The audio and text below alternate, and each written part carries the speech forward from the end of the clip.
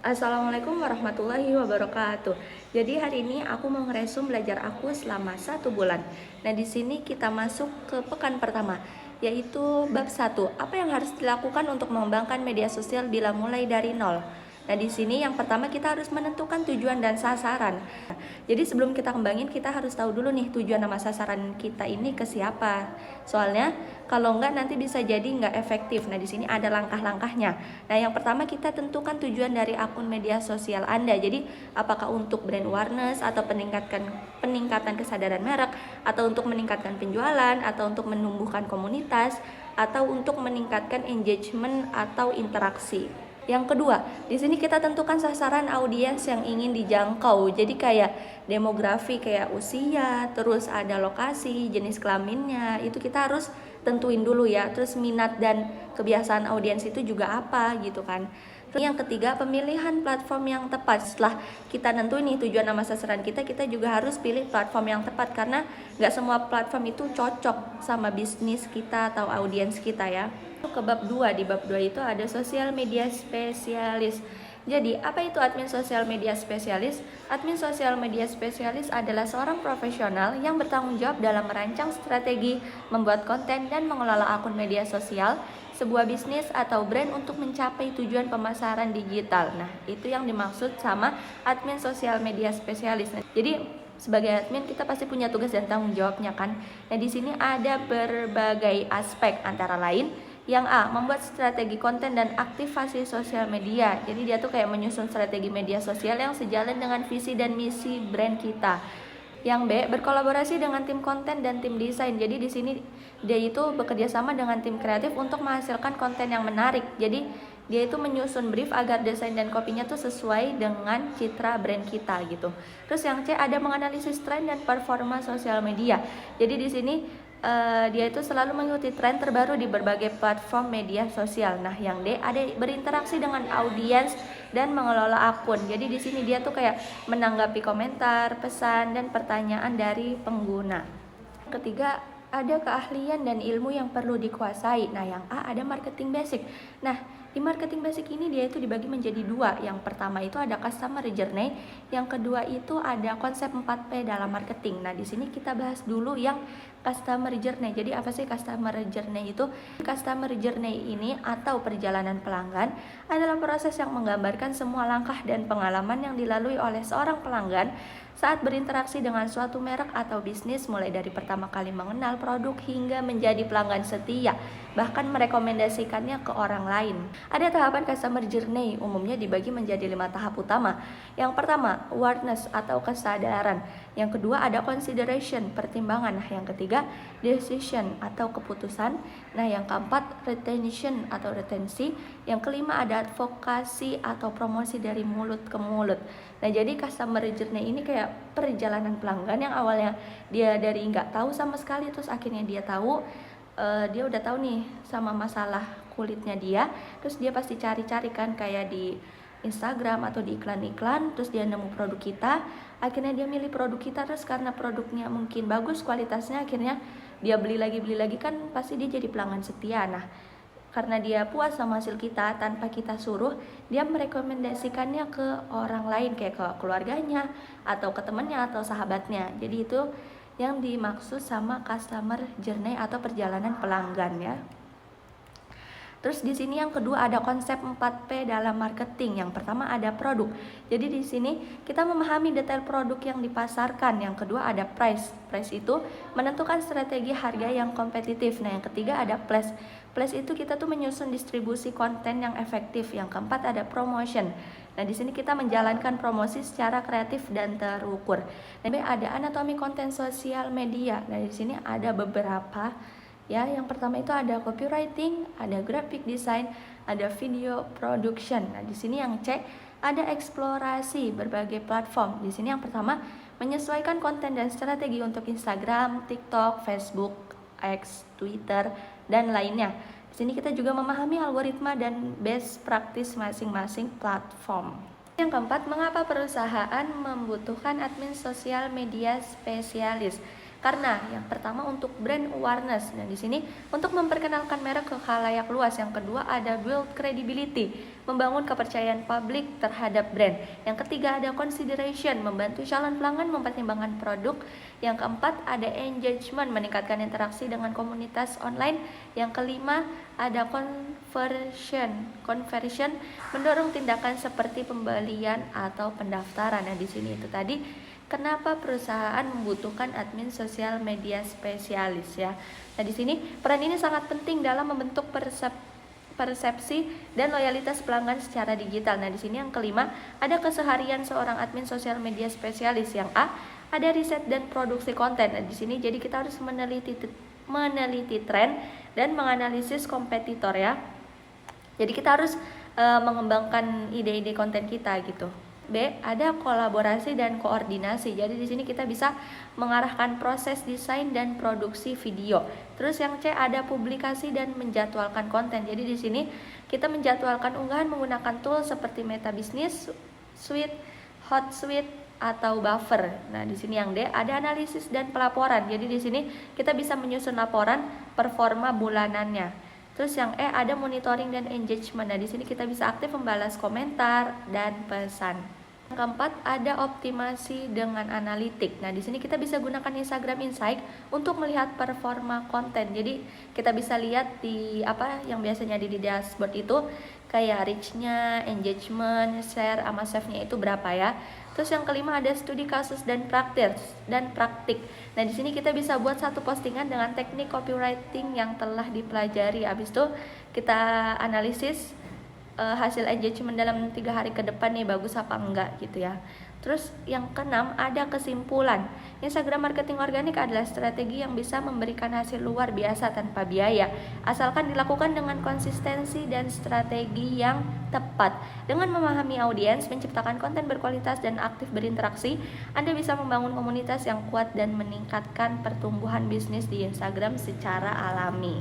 Keenamnya ada keseruan dan tantangan profesi ini. Kalau keseruannya selalu terhubung dengan tren dan isu terkini, bertemu dengan audiens dari berbagai latar belakang. Nah, tantangannya perubahan algoritma media sosial yang cepat dan menangani komentar negatif dan krisis digital. Bab 3, pengenalan Instagram marketing organik. Nah, di sini ada pendahuluan. Jadi, Instagram adalah salah satu platform media sosial yang sangat efektif untuk membangun brand, menjangkau audiens, dan meningkatkan engagement tanpa harus menggunakan iklan berbayar. Strategi ini dikenal sebagai Instagram marketing organik, yaitu cara memanfaatkan fitur Instagram secara gratis untuk menarik pengikut, meningkatkan interaksi, dan memperluas jangkauan konten secara alami. Nah, di sini yang kedua ada manfaat Instagram marketing organik. Yang pertama ada meningkatkan kredibilitas brand secara alami, memperoleh pengikut yang lebih loyal dan tertarget, meningkatkan interaksi dengan audiens tanpa biaya, membangun komunitas yang solid di sekitar brand, mengoptimalkan algoritma Instagram untuk jangkauan yang lebih luas. Yang ketiga, ada komponen utama Instagram marketing organik. Nah, yang A, profil yang optimal. Jadi di sini kita bisa pakai profil yang yang profesional ya. Jadi walaupun itu kecil tapi yang penting harus jelas, harus profesional. Terus kita juga bisa tambahin bio-bio yang menarik dengan call to action ya, biar audiens tuh tertarik, biar jelas juga. Nah, di sini yang B ada konten berkualitas. Nah, di sini ada jenis konten yang efektif. Jadi kita kayak bisa postingan edukatif atau inspirasi dan storytelling dan lain-lain. Nah, di sini yang kedua ada konsistensi dalam posting. Jadi kita bisa buat kalender konten biar semuanya tuh ketata ya. Biar kita tinggal ngikutin jadwalnya aja, kapan harus ngedit, kapan harus posting gitu kan. Biar kayak nggak kelabakan. Terus kita juga gunain berbagai format kayak carousel, reels atau postingan atau gambar ya. Jadi jangan kayak carousel terus gambar terus, kan pasti audiens tuh kayak bosen. Jadi kita harus kombinasiin ya. Kayak ada strategi engagement. Nah, yang pertama caption yang menarik. Nah, di sini kita bisa gunakan copywriting kayak seperti PAS, AIDA atau FAB. Nah, di sini yang kedua ada hashtag yang relevan. Jadi kita bisa gunakan kombinasi hashtag yang populer. Nah, maksimal itu 30 hashtag, tapi lebih efektifnya itu sekitar 5-10 hashtag. Nah, yang ketiga ada interaksi dengan audiens. Jadi kita bisa balas komentar, DM, juga bisa gunakan fitur polling kayak Q&A atau quiz di story kita ya, buat bangun interaksi kita sama audiens. Yang D ada pemanfaatan Instagram Story dan Reels. Kalau Story itu kita bisa gunakan fitur interaksi kayak polling, pertanyaan, atau kuis gitu. Kita juga bisa berbagai behind the scene ya di story kita. Kalau Reels itu kita bisa gunakan musik trending dan efek menarik. Nah, kita juga bisa berikan nilai edukatif dan hiburan ya. Bab 4, cara gampang menentukan niche di Instagram. Yang pertama, apa itu niche? Jadi, niche adalah topik atau bidang tertentu yang menjadi fokus utama akun Instagram kamu. Niche bisa berupa hobi, profesi, gaya hidup, atau industri tertentu. Nah, contohnya, kesehatan dan fitness, teknologi dan gadget, pendidikan dan karir, kuliner dan resep masakan, traveling dan petualangan, fashion dan kecantikan, bisnis dan keuangan. Dan kedua, kenapa harus menentukan niche? Karena memudahkan pembuatan konten yang konsisten, membantu menarik audiens yang tepat dan tertarget, meningkatkan peluang kolaborasi dengan brand atau influencer, membantu membangun komunitas yang lebih engaged. Nah, di situ itulah alasan kenapa kita harus menentukan niche kita ya. Nah, di sini yang ketiga ada cara menentukan niche di Instagram dengan mudah. Nah, di sini ada langkah-langkahnya.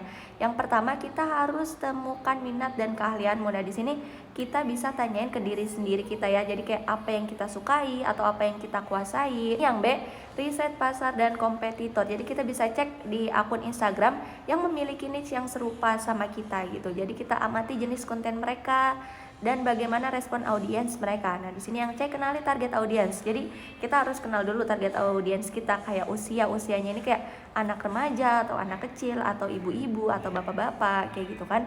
Nah, terus kita juga harus tahu nih minat atau apa yang disukai sama audiens kita. Terus sama masalahnya, apa yang ingin mereka pecahkan. Yang D, uji dan evaluasi. Jadi di sini buat beberapa postingan dalam niche yang kamu pilih, terus kamu perhatiin engagementnya. Terus kalau respon itu baik, kamu lanjutin, tapi kalau kurang coba sesuaikan atau pilih pivot ke niche yang lebih spesifik lagi. Nah, di sini yang keempat ada contoh niche populer di Instagram. Jadi kalau kamu masih bingung, di sini ada beberapa contoh niche yang bisa kamu coba. Ada personal branding, ada edukasi, ada lifestyle, ada motivasi dan pengembangan diri, dan ada review produk. Nah, di sini kamu bisa pilih kalau kamu masih bingung. Nah, yang kelima ada kesimpulan. Jadi, menentukan niche di Instagram bukan hanya tentang memilih topik yang kamu suka, tetapi juga menemukan keseimbangan antara minat, keahlian, dan kebutuhan audiens. Dengan niche yang jelas dan strategi yang tepat, akun Instagrammu bisa berkembang lebih cepat dan efektif. Bab 5. Di sini membuat identitas visual untuk brand di Instagram. Nah, di sini yang pertama kita harus mengenal identitas visual brand dulu. Identitas visual brand terdiri dari elemen-elemen berikut. Jadi kayak ada logo, warna brand, ada tipografinya, terus gaya desain, terus ada tone dan mood visual. Jadi kita harus kenal dulu sama identitas-identitas ini gitu. Terus yang kedua, menentukan identitas visual brand. Nah, ada tentukan nilai dan kepribadian brand. Jadi kita tuh harus tahu apa visi dan misi dari brand kamu. Terus kita juga harus tahu nilai apa yang ingin kamu tonjolin gitu kan. Kayak seperti apa karakter brand kamu gitu. Terus di sini kita pilih warna brand. Jadi kita bisa pilih 2 sampai 4 warna utama yang sesuai dengan karakter brand kamu. Terus yang C, kita pilih tipografi. Jadi kita bisa gunakan maksimal 2 jenis format untuk heading dan body text. Nah, yang D, buat panduan visual. Jadi di sini kita bisa susun dokumen atau template desain agar identitas visual itu konsisten ya. 3, menerapkan identitas visual di Instagram. Yang A, desain feed yang konsisten. Yang B, gunakan filter dan preset yang sama. Nah, yang C, ada buat template untuk story dan postingan. Yang D, gunakan elemen visual yang konsisten. Dan keempat, studi kasus dan contohnya. Di sini yang A, brand lokal. Jadi pelajari bagaimana brand lokal itu sukses membangun identitas visual mereka di Instagram. Nah, kalau yang B, analisis feed Instagram yang konsisten. Jadi kita lihat bagaimana beberapa akun Instagram itu membangun identitas visual dengan baik. Nah, yang kelima ada kesimpulannya. Jadi membangun identitas visual yang kuat di Instagram memerlukan konsistensi dan strategi. Dengan memahami elemen-elemen visual dan menerapkannya secara efektif, brand Anda akan lebih mudah dikenali dan memiliki engagement yang lebih tinggi. Nah, di sini kita masuk ke bab 6, cara membuat dan mengonversi akun Instagram pribadi menjadi akun bisnis. Nah, yang A, cara membuat akun Instagram. Nah, yang pertama, mengunduh dan menginstal aplikasi Instagram. Yang kedua ada mendaftar akun Instagram. Yang B, cara mengonversi akun pribadi menjadi akun bisnis. Nah, di sini kita masuk ke pengaturan. Terus kita beralih ke akun profesional, habis itu kita lengkapi informasi bisnis. Nah yang C ada manfaat akun Instagram bisnis. Jadi manfaatnya itu akses ke Instagram Insight, melihat data statistik tentang pengikut dan performa postingan. Habis itu fitur iklan Instagram membantu dalam promosi konten dan meningkatkan engagement. Kesimpulannya, mengonversi akun Instagram pribadi menjadi akun bisnis memberikan banyak keuntungan, terutama bagi Anda yang ingin memanfaatkan platform ini untuk keperluan profesional. Dengan fitur tambahan seperti insight dan iklan, Anda bisa lebih mudah menjangkau audiens yang lebih luas dan meningkatkan efektivitas strategi pemasaran Anda. Bab 7. Pentingnya akun profesional di Instagram bisnis dan kreator. Nah, di sini yang A, jenis akun profesional Instagram. Nah, di sini ada akun bisnis sama ada akun kreator. Ada dua jenis akun profesional Instagram ya. Terserah kamu mau makainya yang akun bisnis atau akun kreator. Pakai sesuai kebutuhan kamu. Dan di sini yang B, ada manfaat akun profesional Instagram. Yang pertama, akses ke Instagram Insight. Jadi kamu bisa melihat statistik nih dan performa postingan story dan reels. Kamu juga dapat mengetahui kayak demografi audiens, kayak seperti usia, lokasi, dan waktu aktif mereka. Nah, di sini yang kedua ada fitur promosi dan iklan Instagram. Jadi kemampuan untuk menjalankan iklan berbayar guna meningkatkan jangkauan. Yang ketiga ada tombol kontak dan informasi bisnis. Jadi kamu bisa menyediakan tombol email, telepon, atau alamat yang memudahkan pelanggan itu dalam menghubungi bisnis kamu. Nah, yang keempat ada fitur shopping dan monetisasi. Jadi ada Instagram shopping sama ada fitur monetisasi. Nah, yang kelima ada kategori akun yang jelas. Jadi di sini bisnis dapat menampilkan kategori industri atau layanan mereka. Nah, yang keenam ada menyusun konten yang lebih efektif. Mengatur jadwal posting dengan alat kreator studio. Nah, di sini C, perbedaan akun bisnis versi akun kreator. Kalian bisa lihat di sini ada fitur, ada akun bisnis sama ada akun kreatornya ya. Nah, di sini kesimpulannya, beralih ke akun profesional di Instagram memberikan banyak keuntungan baik untuk bisnis maupun kreator.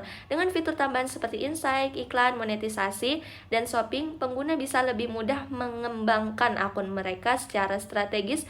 Pemilihan antara akun bisnis atau kreator harus disesuaikan dengan tujuan utama pengguna.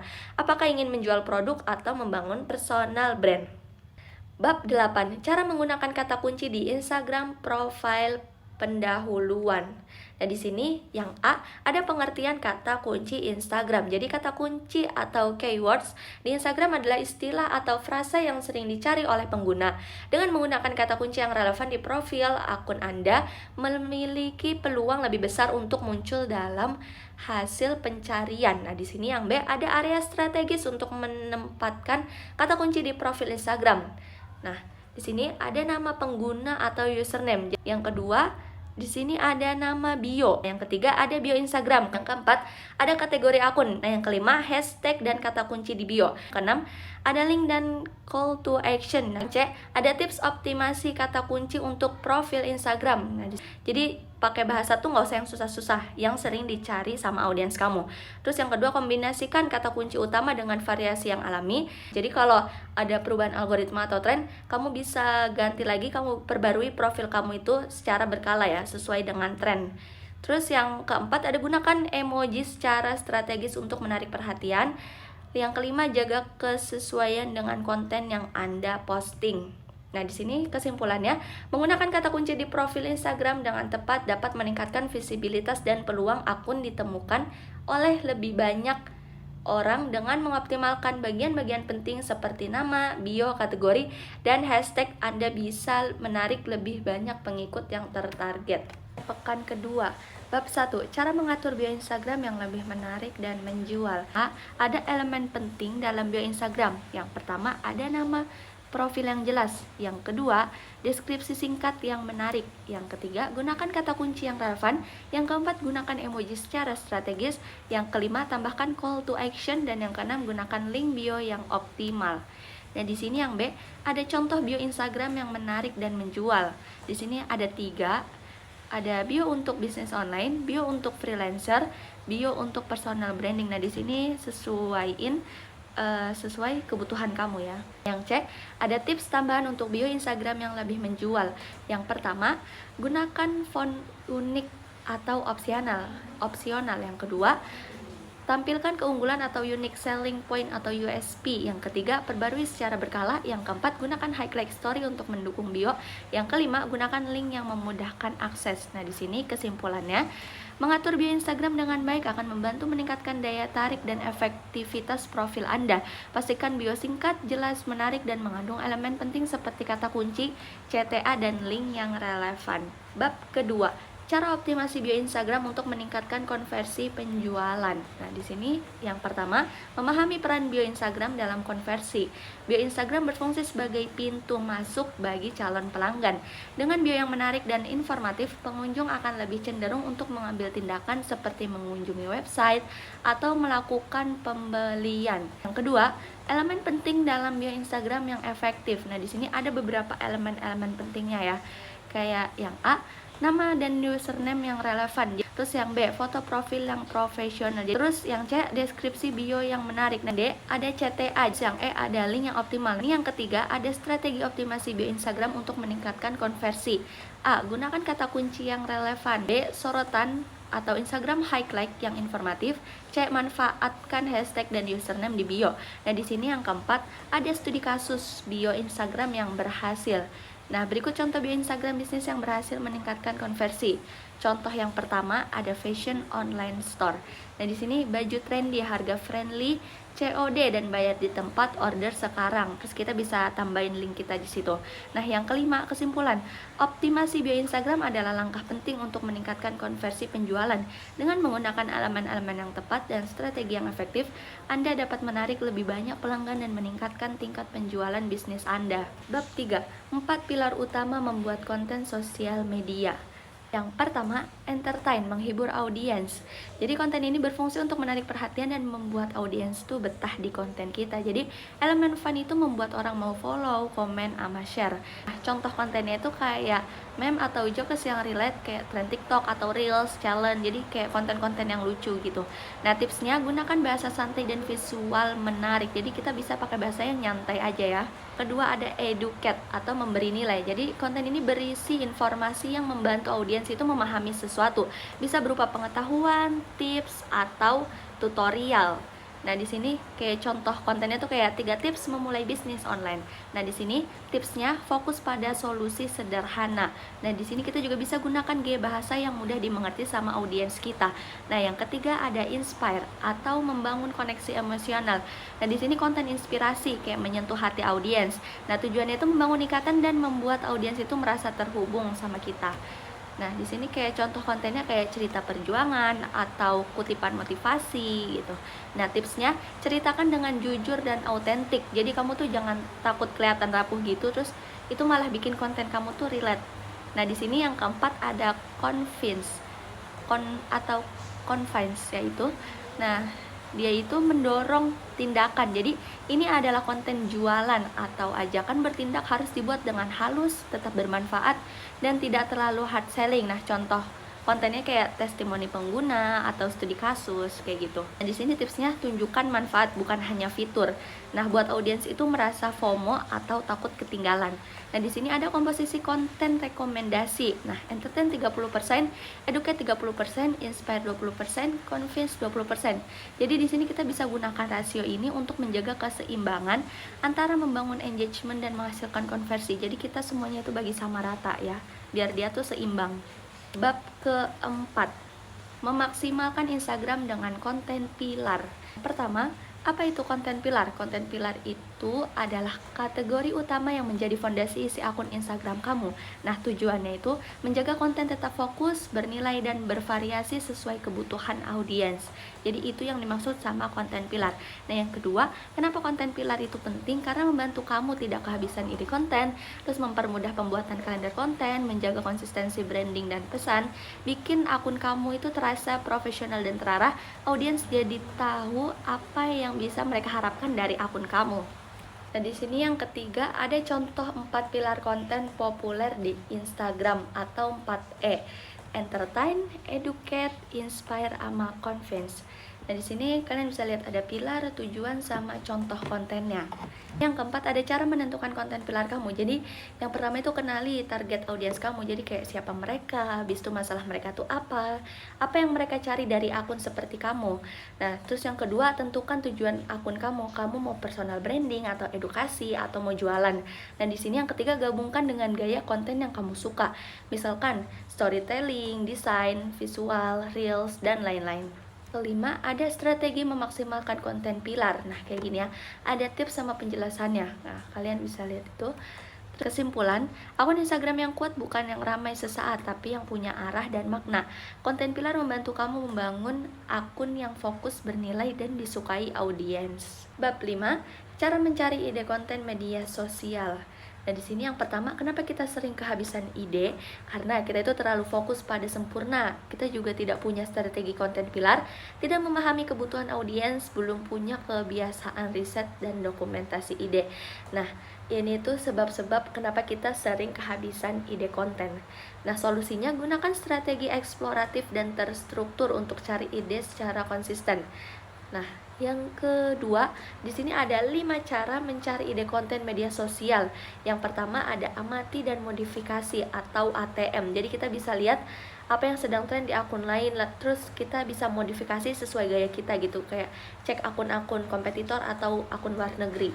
Nah, di sini yang kedua, gunakan pertanyaan audiens. Jadi kita bisa coba cari ide dari kayak DM atau komentar, terus dari Q&A, story gitu kan, atau dari grup komunitas atau forum kita sama audiens gitu.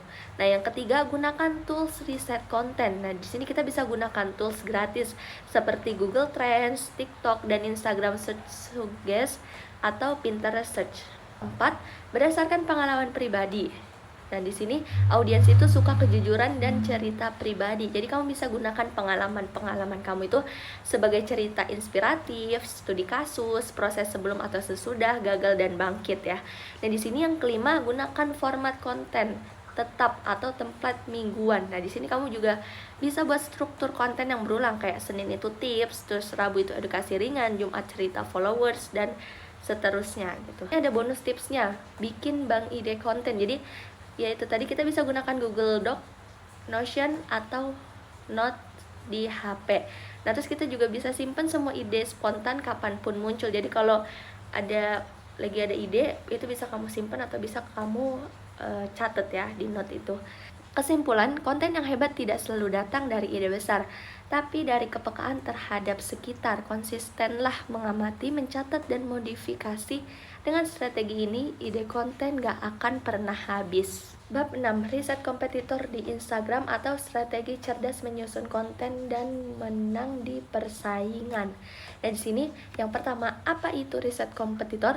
Riset kompetitor adalah proses mengamati dan menganalisis akun-akun serupa atau yang berada di niche yang sama untuk belajar strategi mereka, menghindari kesalahan dan menemukan peluang. Nah, di sini riset kompetitor itu bukan untuk meniru tapi untuk belajar dan berkembang. Nah, yang kedua, mengapa riset kompetitor itu penting? Karena mengetahui tren konten yang sedang disukai audiens, melihat apa yang berhasil dan apa yang tidak. Ketiga, ada cara menentukan siapa kompetitormu. Nah, di sini kan bisa lihat ada kriteria sama contohnya ya. Yang keempat, apa saja yang perlu dianalisis. Nah, di sini ada elemen sama apa yang diamati ya. Kelima, ada tools untuk riset kompetitor atau manual dan otomatis. Nah, di sini manual itu atau gratis dan efektif. Jadi kayak Instagram search dan explore, terus kita bisa cek followers dan following kompetitor. Terus kita juga bisa gunakan fitur save post untuk menyimpan konten yang menarik. Nah, tools tambahannya kayak Notion, Google Sheet, atau Meta Business Suite kayak gitu. Yang keenam, ada contoh template analisa kompetitor. Nah, di sini ada akun, jumlah followers, tipe konten utama, engagement, kelebihan, sama catatan. Nah, yang ketujuh ada latihan mandiri. Nah, di sini kita bisa nyoba. Terus kesimpulan, amati pesaingmu, tapi tetap jadi dirimu sendiri. Riset kompetitor akan membantumu menyusun konten yang lebih cerdas, relevan, dan kompetitif tanpa harus menebak-nebak lagi. Bab ke-7, strategi meningkatkan jumlah followers Instagram secara organik. Nah, di sini apa itu followers organik? Jadi followers organik adalah orang-orang yang mengikuti akun Instagram kamu secara sukarela. Karena Mereka itu terasa tertarik pada konten atau nilai yang kamu berikan, bukan karena giveaway, beli followers, atau iklan. Jadi mereka itu yang benar-benar suka rela, yang mau nge-follow akun kamu. Dan di sini ada keunggulan followers organik, jadi dia tuh lebih loyal, lebih aktif berinteraksi, dan lebih mudah dikonversi jadi pelangganmu. Pertama, optimalkan profil Instagram kamu. Jadi kita bisa gunakan foto profil yang profesional ya, yang menarik. Terus tulis bio itu juga yang singkat, padat, dan menjual. Nah, di sini kita juga bisa sertakan CTA. Terus kita juga bisa taruh link di bio kita itu. Yang kedua, buat konten bernilai tinggi secara konsisten, gunakan 4E konten pilar. Jadi, posting rutin minimal 3-5 kali seminggu. Tapi kalau bisa sehari itu 1 postingan ya. Terus yang ketiga, kita bisa gunakan Reels untuk jangkauan maksimal. Jadi buat Reels kayak edukasi singkat. Terus kita juga bisa kan gunakan lagu-lagu yang lagi ngetren ya. Keempat, gunakan hashtag yang relevan dan cerdas. Jadi kita bisa campurkan hashtag besar, menengah, dan niche. Nah, hashtag yang tepat membantu kontenmu ditemukan oleh orang baru. Nah, di sini yang kelima, bangun interaksi dengan audiens. Jadi kayak balas DM atau komentar. Nah, di sini kita juga harus responnya itu dengan cepat dan ramah. Yang keenam, kolaborasi dengan akun lain. Jadi kita bisa ajak akun lain itu kayak live bareng atau buat konten yang kolaboratif. Jadi kita juga bisa saling mention di story kayak gitu. Kolaborasi sama dengan saling tukar audiens secara alami. Yang ketujuh, ada analisa dan perbaiki secara berkala. Jadi kita bisa gunakan Instagram Insight untuk melihat post mana yang paling banyak dilihat dan disimpan sama audiens kamu. Jam tayang terbaiknya juga itu kita bisa lihat di dashboard. Kesimpulannya, followers organik itu hasil dari nilai plus konsistensi plus interaksi.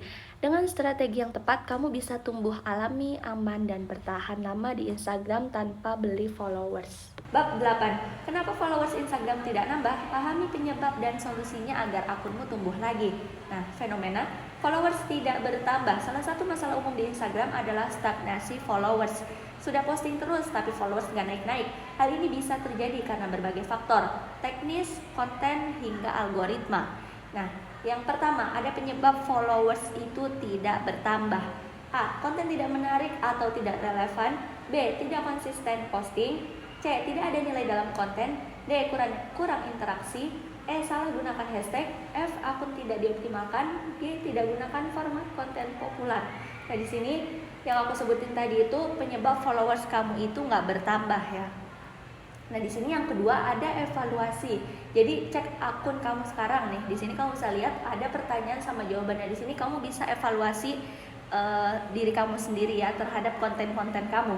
Nah, di sini yang ketiga ada solusi agar followers kamu itu bertambah lagi. Posting secara konsistensi, gunakan format Reels, tambahkan interaksi, optimalkan profil, reset winning konten, gunakan hashtag yang tepat. Nah, di sini yang aku sebutin barusan ini solusi biar followers kamu itu nambah lagi. Bab 9. 3 alasan kenapa orang unfollow Instagram kamu. Fenomena, kenapa tiba-tiba followers berkurang? Kok followers turun terus padahal rajin posting? Unfollow itu wajar, tapi kalau terjadi terus-menerus itu perlu evaluasi. Kita perlu tahu kenapa mereka pergi supaya kita bisa memperbaikinya. Nah, di sini ada 3 alasan utama kenapa orang itu unfollow akun Instagram kamu. Yang pertama, kontennya tidak relevan atau membosankan. Jadi mungkin konten kamu itu nggak sesuai sama apa yang dibutuhin sama audiens kamu.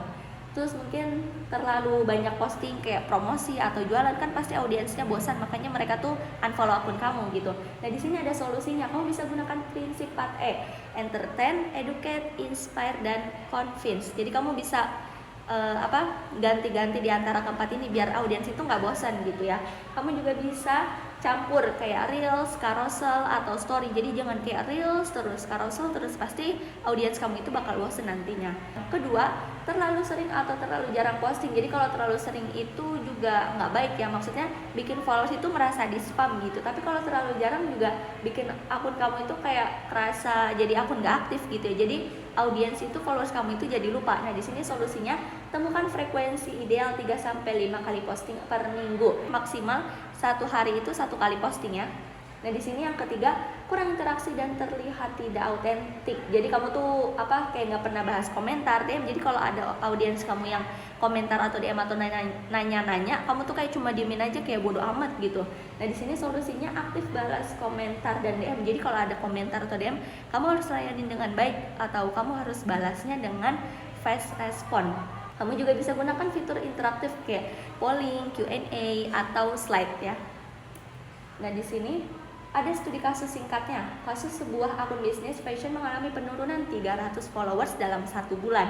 Setelah ditelusuri, 80% kontennya adalah promosi produk, tidak ada engagement, tidak membalas komentar, jarang update story. Nah, di sini ada studi kasusnya ya, kenapa followersnya dia itu menurun. Nah, di sini ada solusinya yang dilakukan, tambah konten edukatif tentang fashion, aktif di story, plus fitur polling, balas semua komentar yang masuk.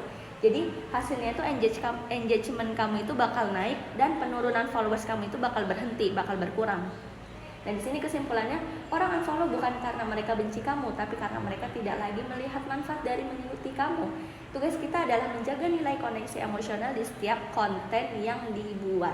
Kita masuk ke pekan ketiga, bab 1, mengenal algoritma Instagram. Apa itu algoritma Instagram? Algoritma Instagram adalah sistem yang menentukan konten mana yang ditampilkan ke pengguna berdasarkan minat, interaksi, dan kebiasaan mereka. Tujuannya menampilkan konten yang paling relevan untuk tiap pengguna. Nah, di sini Instagram punya beberapa tempat dengan algoritma berbeda, yaitu ada feed, story, explore, reels, dan search. Bagaimana algoritma itu bekerja di setiap fiturnya? Yang pertama ada feed dan story. Nah, tujuannya menampilkan konten dari orang-orang yang paling sering kamu interaksi. Nah, di sini ada faktor yang mempengaruhinya, hubungan. Jadi, kalau kamu sering interaksi sama orang itu, kamu sering like, komen, DM atau tag orang itu, dia bakal sering muncul di feed dan di story kamu. Nah, di sini ada minat, aktivitas, dan waktu posting. Nah, di sini ada tips optimasinya. Jadi, kamu bisa bangun interaksi dua arah. Jadi, ajak audiens kamu buat komen, DM, atau voting di story. Kedua, ada explore. Tujuannya itu menemukan konten baru dari akun yang belum kamu follow. Nah, di sini ada faktor yang mempengaruhinya. Jadi, kayak jenis konten yang kamu suka, kayak like, share, save, terus topik yang sering kamu cari, interaksi dengan konten yang serupa. Nah, ini bisa muncul di explore kamu. Nah, di sini ada tips optimasinya. Jadi kamu bisa gunakan hashtag yang relevan yang sesuai sama niche kamu gitu. Yang ketiga ada reels. Tujuannya menampilkan video yang menghibur dan viral. Nah, di sini ada faktor yang mempengaruhinya, kayak tingkat penyelesaian video. Terus kalau dia juga suka like, comment, share ke teman-temannya, dia juga bakal sering muncul di reels kamu ya. Terus ada tips optimasinya. Di sini kamu bisa buat video yang cepat dan padat, maksimal 15-30 sampai 30 detik untuk viralitas. Jadi biar audiens itu bisa ngulang-ngulang videonya ya. Kamu juga bisa gunakan audio trending. Nah, di sini kamu juga masukkan hook di 3 detik pertama biar audiens itu penasaran dan akhirnya dia nonton konten kamu. Nah, di sini yang keempat ada search atau pencarian. Tujuannya itu memberikan hasil yang paling relevan berdasarkan kata kunci. Nah, di sini faktor yang mempengaruhinya ada kata kunci di nama profil dan bio, kata kunci di caption dan hashtag, aktivitas pencarian pengguna. Nah, di sini ada tips optimasinya, kamu bisa gunakan keywords yang relevan di bio dan caption kamu ya. Nah, di sini strategi umum agar disukai algoritma. Di sini kalian bisa lihat ada faktor dan strategi praktisnya. Nah, di sini ada kesimpulannya. Jadi algoritma Instagram bukan musuh tapi alat bantu. Semakin kamu memahami cara kerjanya, semakin kamu bisa membuat konten yang menjangkau lebih banyak orang, membangun komunitas yang solid. Di bab 2, belajar hal penting seputar followers Instagram. Penting gak sih? Yang pertama, followers itu penting gak sih? Jawabannya singkat, penting, tapi tergantung tujuannya. Kalau kamu pengen kayak brand atau bisnis, itu followers itu bisa jadi konversi. Tapi kalau kamu pengen yang personal branding, followers sama dengan jangkauan audiens. Kalau kamu mau content creator, followers itu bantu menaikkan nilai tawar ke brand kamu. Tapi banyak followers tidak sama dengan banyak pengaruh. Followers hanya angka kalau tidak aktif, tidak engage, tidak relevan dengan niche kamu ya. Jadi followers itu penting atau enggaknya itu tergantung tujuan kamu tadi. Yang kedua, kenapa banyak orang terjebak di angka? Karena algoritma dan game media sosial bikin kita fokus ke vanity metric. Jadi kayak jumlah followers, jumlah like-nya. Padahal yang lebih penting itu komentar bermakna, DM yang masuk, save dan share, konversi ke penjualan atau langganan atau komunitas. Jadi kalau followers kamu itu sedikit kecil gitu ya, itu sebenarnya sih nggak masalah, nggak kenapa-napa gitu. Karena yang dipentingin di sini tuh kayak komentar yang bermakna, terus DM yang sering masuk, sama seberapa sih mereka nge-save dan nge-share video kamu. Jadi kalau followers kamu dikit itu sebenarnya nggak masalah banget.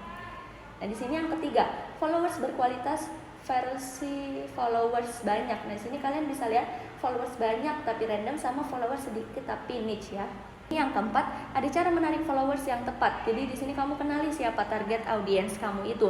Nah terus kamu buat konten yang menarik plus bernilai buat mereka. Jadi kamu buat konten yang menarik plus ada nilainya gitu loh di setiap konten kamu. Nah kamu juga bisa pakai hashtag strategis dan kolaborasi, kayak kolaborasi sama akun-akun yang udah populer, sama orang-orang yang udah terkenal. Konsistensi muncul dengan ciri khasmu. Jadi kamu di sini bisa tonjolin apa sih ciri khas dari brand kamu kayak gitu. Ngajak interaksi. Jadi kamu bisa ajak audiens kamu itu kayak komen, Q&A, polling atau giveaway. Nah, di sini yang kelima, followers harus dijaga bukan cuma dicari. Nah, bayangkan followers itu seperti tamu di rumahmu. Jadi kita harus sapa mereka, dengerin curhat mereka, kasih sesuatu yang bikin mereka itu betah sama engagement followers. Kesimpulannya, jumlah followers itu bisa penting, tapi yang lebih penting adalah bagaimana kamu membangun hubungan dengan mereka. Kualitas selalu menang dari kuantitas, apalagi di media sosial yang makin manusiawi dan personal. Bab ketiga, cara mendapatkan 1000 followers Instagram pertama. Nah, di sini yang pertama, kenapa 1000 followers pertama itu krusial? Karena jadi validasi sosial pertama akun kamu, algoritma mulai mengenali niche kamu, ngebuka potensi kolaborasi, trust dan penjualan. Jadi komunitas awal yang loyal. Nah, di sini ada kata kuncinya. Jadi ingat, 1000 followers pertama itu sama dengan fondasi komunitas kamu. Nah, di sini yang kedua, ada 10 langkah mendapatkan 1000 followers pertama. Yang pertama, optimalkan profil atau bio. Jadi di sini kamu bisa gunakan foto profil yang jelas ya, yang profesional, yang konsisten. Nah, kamu juga bisa tulis bio kamu yang singkat, padat, jelas dan niche friendly. Kamu juga bisa gunakan CTA. Nah, di sini yang kedua, tentukan niche dan persona. Jadi siapa target followers kamu, terus apa masalah atau mission mereka, terus konten kamu tuh juga harus relevan, kayak bukan campur aduk. Yang ketiga, buat konten berkualitas dan konsisten. Dan di sini kamu bisa gunakan kombinasi 4 pilar konten yang udah aku jelasin tadi ya. Nah, di sini posting minimal 7 konten per minggu ya, 1 hari sekali. Nah, di sini yang keempat, kamu bisa gunakan Reels dan Trend karena Reels itu menjangkau lebih luas bahkan ke non-followers. Ini yang kelima, gunakan hashtag strategis. Kamu bisa campurkan hashtag niche, umum dan komunitas. Keenam, ada kolaborasi dan tagging. Di sini kamu bisa kolaborasi dengan akun-akun yang se-niche sama kamu walaupun kecil. Terus yang ketujuh, aktif berinteraksi. Jadi kamu balas komen dan DM, terus kamu juga aktif komen di akun orang lain gitu. Yang kedelapan, ada analisis dan evaluasi. Nah, di sini kamu bisa gunakan Instagram Insight yang ada di dashboard. Jadi kamu bisa analisis semua data-datanya di situ ya. 9, buat giveaway atau tantangan kecil. Jadi tantangan yang relevan dengan audiens kamu. Jadi bukan cuma hadiah doang. Jadi bisa menguntungkan buat audiens kamu, tapi itu juga menguntungkan buat kamunya gitu. Nah, yang ke-10, konsistensi dan sabar. Jadi growth itu bukan sulap tapi akumulasi. Rata-rata akun butuh 3-6 bulan untuk stabil di angka 1000 followers. Jadi nggak yang orang baru buat akun tuh langsung dapat 1000 followers. Rata-ratanya itu 3-6 bulan baru dia bisa stabil di angka 1000 followers. Sini mindset, follower datang karena ada value-nya, karena ada nilainya. Nah, bertahan karena koneksi. Jadi fokus dulu pada memberi manfaat. Bangun hubungan bukan sekedar angka. Jadikan akunmu itu seperti rumah digital yang nyaman. Dan di sini kesimpulannya, mendapatkan 1000 followers pertama butuh strategi, konten, interaksi, konsistensi. Tapi yang paling penting punya misi jelas kenapa kamu ingin dilihat orang. Bab keempat, berapa sering kita harus posting konten di sosial media? Nah, di sini kenapa frekuensi posting itu penting? Karena algoritma itu butuh sinyal konsistensi, audiens butuh ritme untuk mengenali kamu, brand awareness dibangun lewat kehadiran yang stabil. Nah, di sini kamu juga harus ingat, konten yang bagus tanpa konsistensi itu sama dengan dilupakan. Jadi percuma deh konten kamu tuh bagus tapi nggak konsisten. Jadinya kan kayak audiens tuh lupa kamu itu siapa gitu. Konten kamu tuh isinya apa aja gitu. Nah, di sini konten yang rutin meski sederhana sama dengan diingat. Jadi nggak apa-apa kalau konten kamu tuh cuma sederhana yang biasa aja, tapi tuh kamu rutin, kamu konsisten, itu kan pasti bakal diingat audiens siapa kamu gitu. Terus apa aja isi konten kamu gitu. Frekuensi ideal berdasarkan platform, ada platformnya. Minimal ideal, maksimal disarankan. Ini kita pakai Instagram, jadi kalau bisa 1 hari itu 1 kali postingan ya. Dan di sini kita masuk ke prinsip posting yang sehat. Jadi yang pertama ada kualitas lebih besar daripada kuantitas. Yang kedua, konsisten lebih penting dari sering. Yang ketiga, libatkan audiens. Nah, di sini ada faktor penentu frekuensi postingnya. Jadi faktor-faktornya tuh kayak tujuan. Nah, di sini ada faktor penentu frekuensi posting. Yang pertama ada tujuan akunmu, kayak kamu mau branding atau edukasi atau mau jualan. Jadi kamu tentuin dulu. Nah, di sini yang kedua, kapasitas produksi konten. Yang ketiga, jenis konten utamanya, kamu mau reels atau carousel, video panjang ya. Dan di sini yang keempat, niche dan audiens kamu, kayak kamu yang kayak teknologi atau edukasi atau fashion gitu. Dan di sini ada contoh jadwal posting 3 sampai 4 kali seminggu di Instagram. Hari Senin, terus jenis kontennya tips edukatif, terus Rabu carousel inspirasi dan seterusnya. Jadi kayak beda-beda gitu. Jangan kalau tips edukatif terus nanti Rabunya tips edukatif lagi, kan jadinya audiens kamu itu bakal bosen. Nah, di sini ada tips konsistensi. Jadi buat bank ide konten minimal 30 ide. Nah, di sini kamu bisa buat kalender konten. Jadi kamu tinggal kalau mau buat tuh tinggal lihat kalender konten. Jadi kan udah ada jadwal-jadwalnya. Jadi biar nggak bingung-bingung lagi. Nah, terus gunakan tuh seperti Trello, Notion atau Google Calendar. Gunakan fitur schedule, post, meta business, creator studio dan lain sebagainya. Nah, di sini ada quote penutupnya. Konsistensi kecil hari ini bisa jadi pengaruh besar besok. Bab kelima, pentingnya konsistensi dalam posting konten sosial media. Pertama, apa itu konsistensi? Konsistensi dalam media sosial berarti muncul secara teratur dan relevan dalam rentang waktu tertentu dengan gaya dan nilai yang seragam. Konsistensi tidak sama dengan setiap hari, tapi konsistensi sama dengan rutin dan bisa diandalkan. Dan di sini yang kedua, kenapa konsistensi itu penting? Karena untuk membangun kepercayaan. Dua, menyenangkan algoritma. Terus yang ketiga, menumbuhkan brand awareness. Jadi semakin sering dilihat, semakin konten kamu atau brand kamu itu diingat sama audiens kamu. Terus yang keempat, melatih diri jadi kreator yang disiplin. Jadi dengan adanya konsistensi itu sama dengan latihan membentuk gaya, ritme, dan sistem kerja sendiri. Yang ketiga ada dampak konsistensi dalam angka. Contohnya ada, kalian bisa lihat ada periode jumlah konten, followers, engagement rate.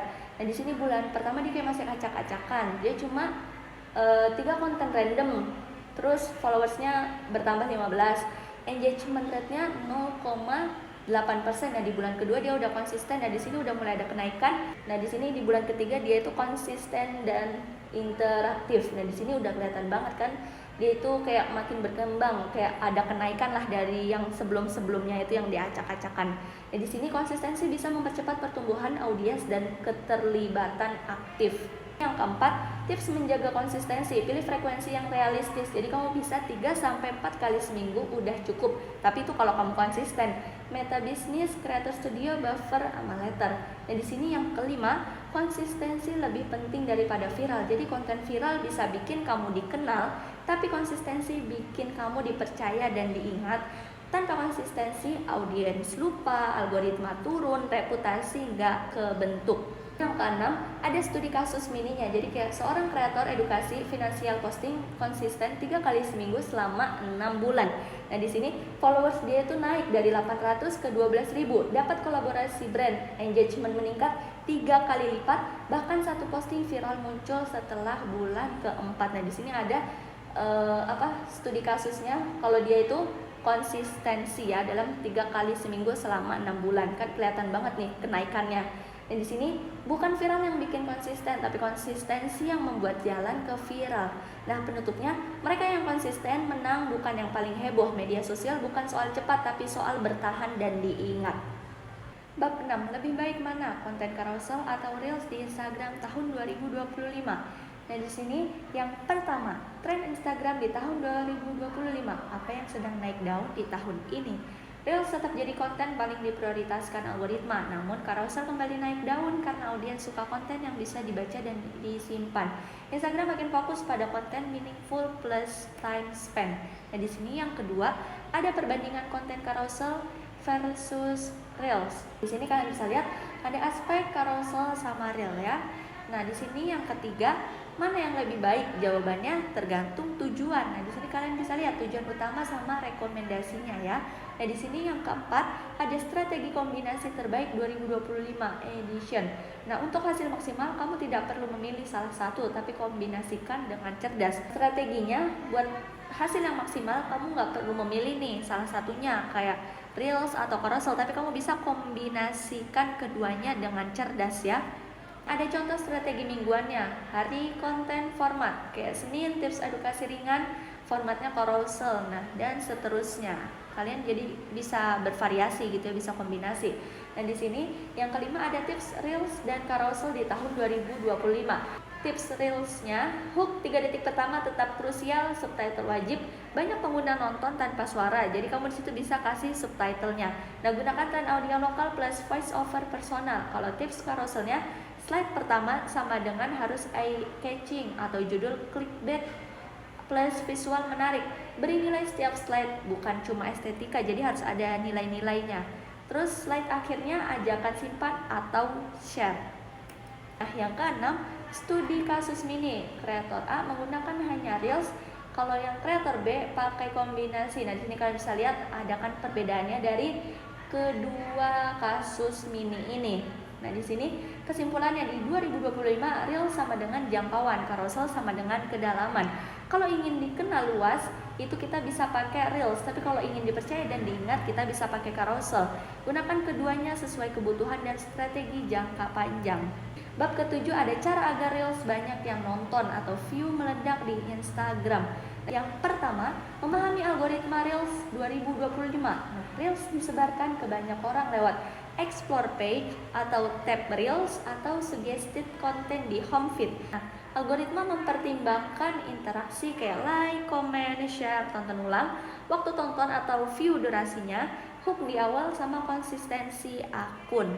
Kedua, ada 7 cara agar Reels banyak ditonton. Pertama, hook di 3 detik pertama. Nah, di sini kamu bisa bikin orang itu berhenti scroll dalam 3 detik pertama. Kayak yang kedua, gunakan tren tapi modifikasi. Jadi kamu bisa cek audio yang lagi ramai di Reels kamu, terus kamu buat, terus kamu modifikasi gitu. Jadi jangan asal ikut, tapi disesuaikan lagi sama niche kamu. Nah, yang ketiga, gunakan subtitle. Jadi kan banyak nih penonton yang nonton tapi tanpa suara, kayak cuma video aja. Nah, di sini kamu bisa gunakan teks besar dan mudah dibaca. Jadi kamu kasih subtitlenya di bawah. Nah, terus yang keempat, buat konten bisa ditonton ulang. Jadi di sini kamu bisa konten yang bikin orang itu akan didorong jauh oleh algoritma. Jadi dia bisa nonton 2 kali atau bisa dicatat atau pause untuk dibaca. Nah, kelima, durasi efektif. Di sini 7-15 detik atau 30 detik maksimalnya. Jadi nggak usah lama-lama, takutnya audiens itu bosen ya. Terus yang keenam ada caption pendek plus CTA. Kayak setuju, tulis di komen. Setuju, upload dengan kualitas tinggi. Nah, di sini kamu bisa gunakan resolusi itu yang kayak HD ya, biar lebih jelas, biar kualitas videonya itu tinggi. Nah, di sini ada 4 hal yang harus dihindari: opening lambat, video gelap atau pecah, konten acak tanpa niche, caption panjang dan tidak jelas. Strategi posting Reels yang konsisten, kalian bisa lihat ada hari, jenis konten, sama tujuan. Terus penutupnya, Reels itu seperti billboard, berjalan tapi hanya menarik perhatian. Kalau kamu punya pesan yang kuat dan cepat, yang bikin Reels banyak ditonton bukan cuma tren, tapi bagaimana kamu membuat orang mau nonton sampai habis. Pekan keempat, bab 1, tips menulis caption untuk Instagram. Pertama, kenapa caption itu penting? Walaupun Instagram sangat visual, caption adalah tempat kamu membangun koneksi dan pesan. Fungsi caption menjelaskan konteks konten, menyampaikan cerita di balik gambar atau video, meningkatkan interaksi, like, comment, share, save, mengarahkan audiens untuk bertindak CTA. Nah, di situ yang aku sebutin tadi ini itu adalah fungsi caption.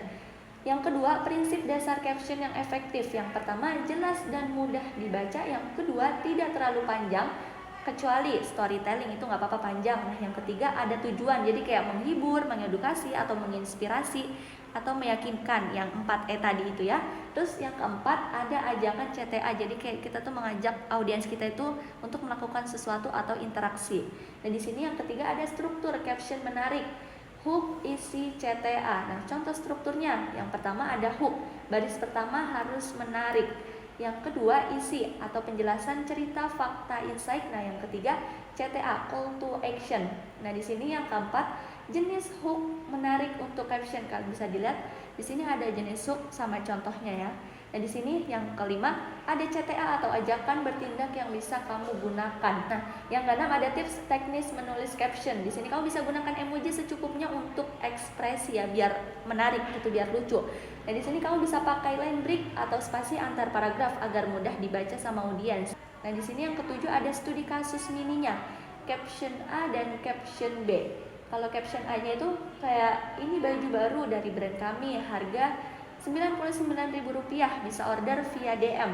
Nah, di sini kan terlalu kaku ya, terus gak emosional, jadi gak ada ajakan interaksinya. Tapi kalau yang B, kau pernah susah cari outfit santai tapi tetap rapi?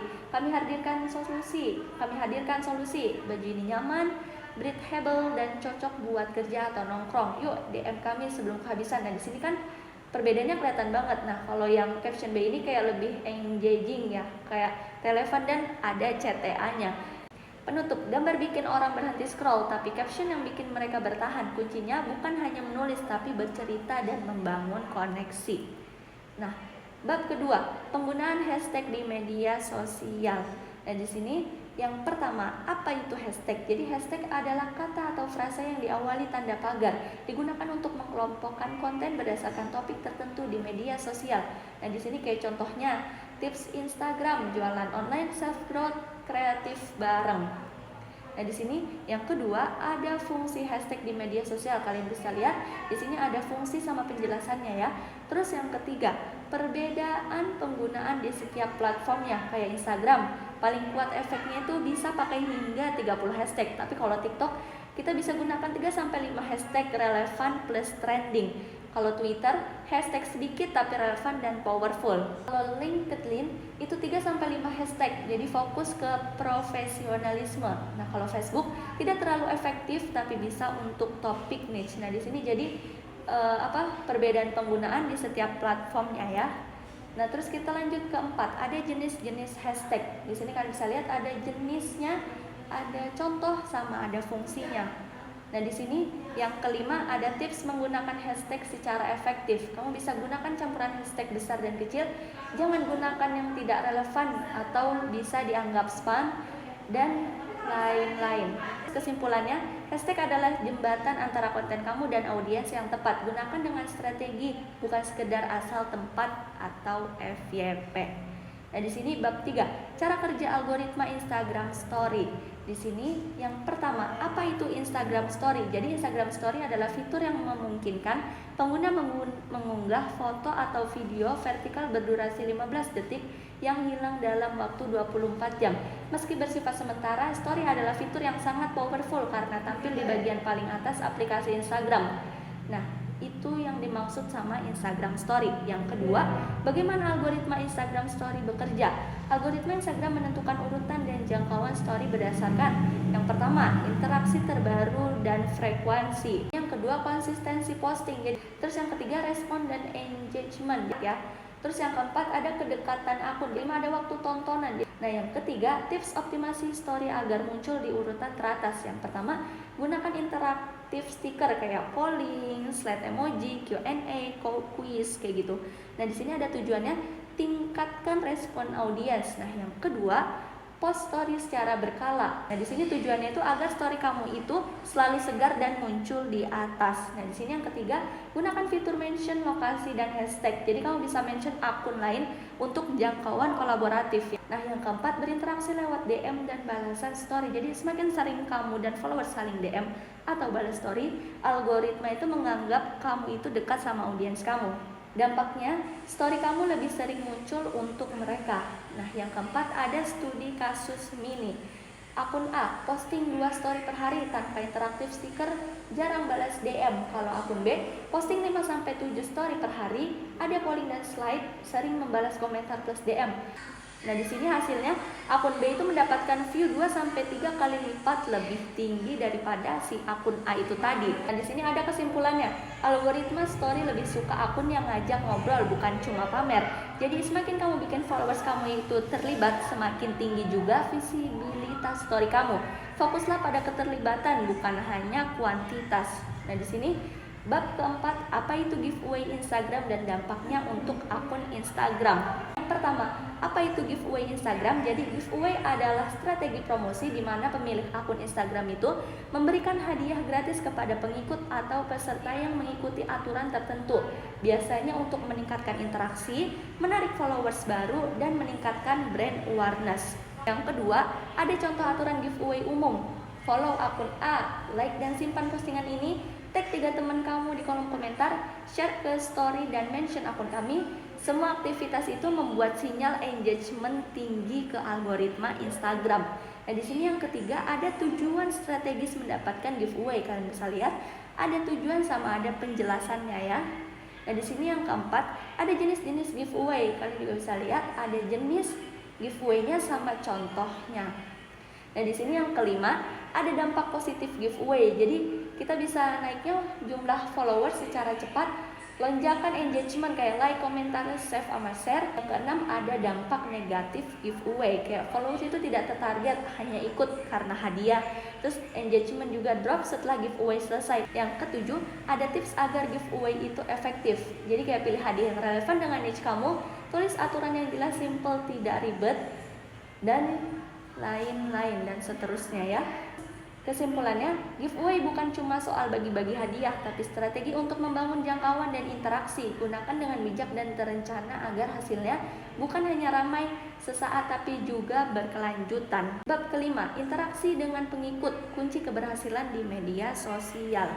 Nah, yang pertama, mengapa interaksi itu penting? Instagram dan platform lain mengutamakan interaksi dalam algoritmanya. Semakin sering akun kamu berinteraksi dengan pengikut, semakin besar peluang kontenmu tampil di feed utama mereka, halaman explore, urutan teratas story, dan beranda reels. Interaksi itu sama dengan hubungan. Jadi pengikut bukan hanya angka, mereka manusia yang ingin dilihat, didengar, dan dihargai. Yang kedua, ada bentuk-bentuk interaksi yang efektif. Nah, di sini kalian bisa lihat ada bentuk interaksi sama bentuk interaksi. Ketiga, ada dampak positif interaksi aktif, naiknya engagement rate, followers lebih loyal dan betah, hubungan yang personal dan autentik. Ada resiko jika tidak interaktif. Nah, followers itu merasa diabaikan, komentar dan DM itu jadi sepi, engagement drop drastis. Yang keempat, strategi meningkatkan interaksi. Jadwalkan waktu interaksi harian, misalnya 15 menit pagi plus 15 menit malam khusus untuk balas DM atau komentar. Nah, di sini buat konten yang mengundang respon. Jadi contoh captionnya pilih yang mana, A atau B gitu. Terus libatkan mereka dalam keputusan. Terus yang keenam ada kesimpulan.